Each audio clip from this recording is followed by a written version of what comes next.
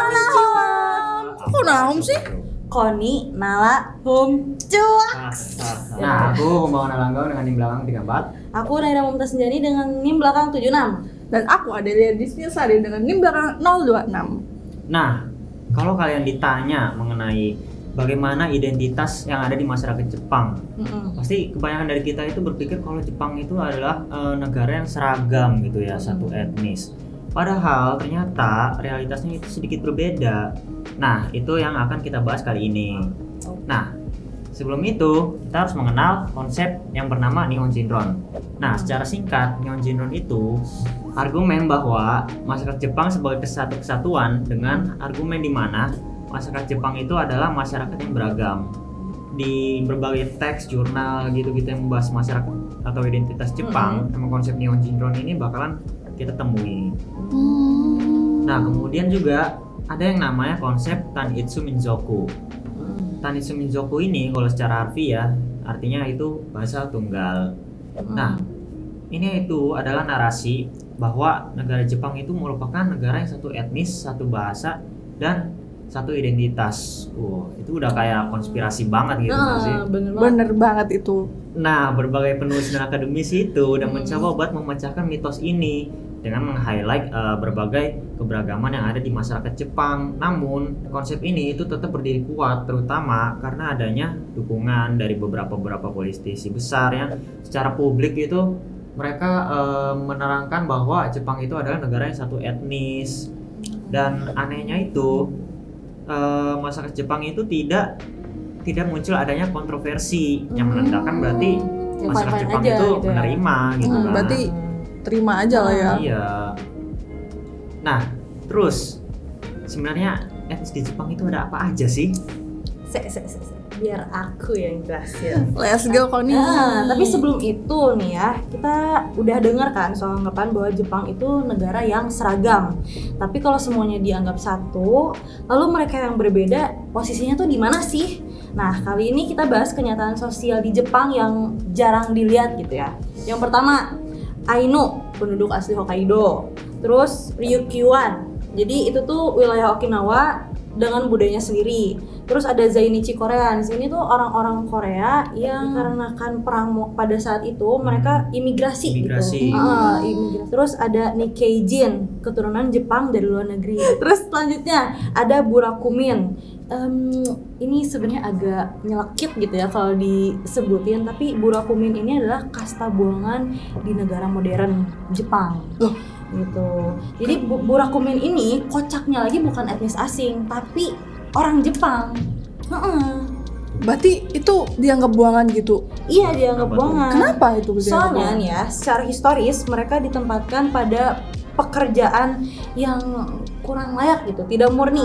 Yang tragis adalah diskriminasi ini masih terasa di dunia kerja dan pernikahan. Gitu. Oh, berarti kastanya masih kenceng banget ya? Masih kenceng banget, soalnya Jepang ini menganut konsep tateshakai. Jadi di Jepang ini ada piramid kasta gitu secara vertikal.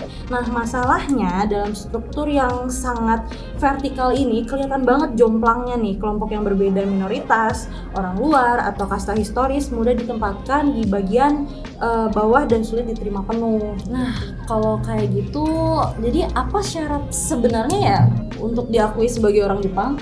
Iya ya, apalagi aku mau jadi orang Jepang. Iya, kalau aku sih udah sih, tapi tetap aja pengen ya diakui. Oke, sini bakal aku jelasin. Jadi kalau untuk menentukan identitas siapa yang Jepang itu sebenarnya secara hukum tuh simple banget ya.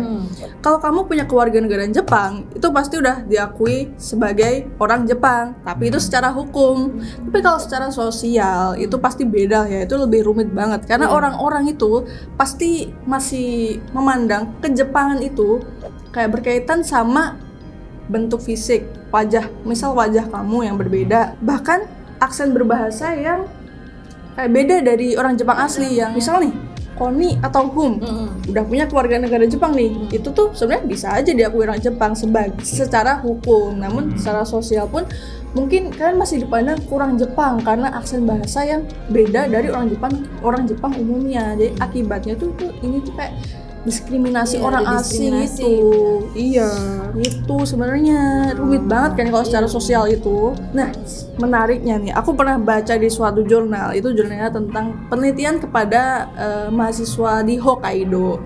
Jadi menariknya tuh cuma 34,5% dari responden itu yang mengaku dirinya sebagai Jepang asli atau Yamato. Nah, sisanya sebagian besar itu lebih mendekatkan diri kepada identitas yang lain, atau bahkan tuh mereka lebih nyebut dirinya sebagai Asia. Jadi nggak Jepang aja, mereka ngomong dirinya itu Asia gitu. Nah, dari survei ini pun menunjukkan kalau generasi muda Jepang itu pikirannya tuh udah mulai terbuka. lebih terbuka gitu dengan masalah identitas di Jepang ini. Jadi nggak yang melulu tentang kayak Jepang tuh harus ini, harus putih, harus imut apa gimana gitu ya cewek.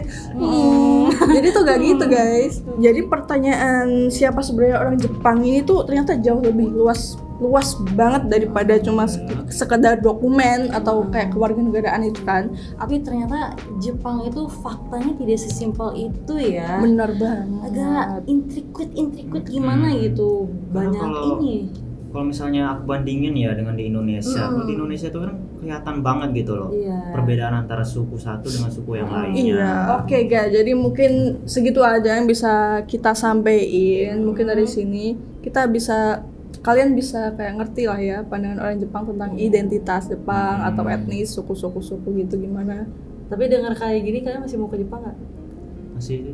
Ya, Masih dong. karena kita mahasiswa Jepang ya. Kalau nggak ke Jepang, kemana lagi guys? Iya bener Banget ya, sudah terlanjur lah. Ya udahlah. Mungkin segitu aja dari kita dari Kona Home. Let's go.